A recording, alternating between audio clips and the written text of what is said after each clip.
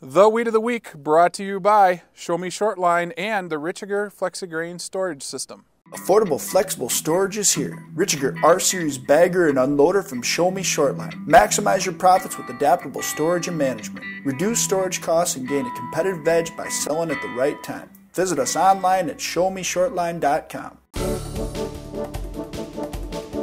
Our Weed of the Week is Buckbrush, not to be confused with buckthorn.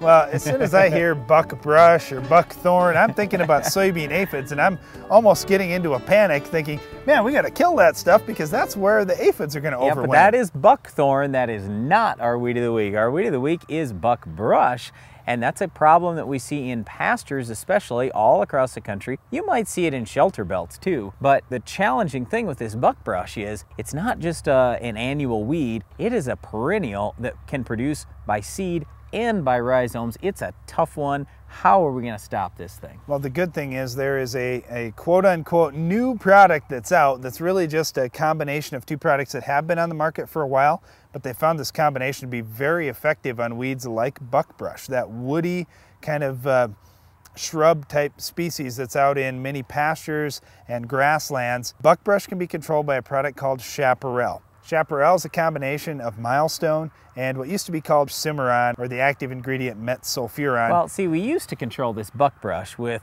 Tordon, which was great, but the problem is when you're standing in a shelter belt or you've got trees anywhere out there, this Chaparral won't be quite so hard on trees. Now, there are still some trees it could hurt, but Chaparral does appear to be a very good product. You know, back in the old days, Dad always told us you could kill buckbrush with 2,4-D. He said, though, the key is you got to have a strong rate of 2,4-D and you have to throw crop oil with it. Now, when you put the crop oil with the 2,4-D, you'll get some leaf burn on the grass, but don't get too worried about that. He said, you got to have that crop oil in there or you're not going to get the buckbrush under control. Well, there's just you know, a lot of weeds that are out in pastures, and the good thing about Chaparral, it does get most of the weeds that we're seeing in pastures. Obviously, there are some holes in it, just like any other product, but it is very good on our Weed of the Week, buckbrush. Now, if you do end up with buckbrush in crop ground, you may think, okay, it's a perennial, I can go out there and kill it with Roundup, but the problem is it is a shrub, and Roundup is not very good on shrubs. So when you do get it in crop ground, that's where you may actually have to go hit it with some 2,4-D. You don't want to use Chaparral, you don't want to use Tordon in crop ground, typically, depending on your rotation. So you got to go with something else that's probably not going to completely kill the plant,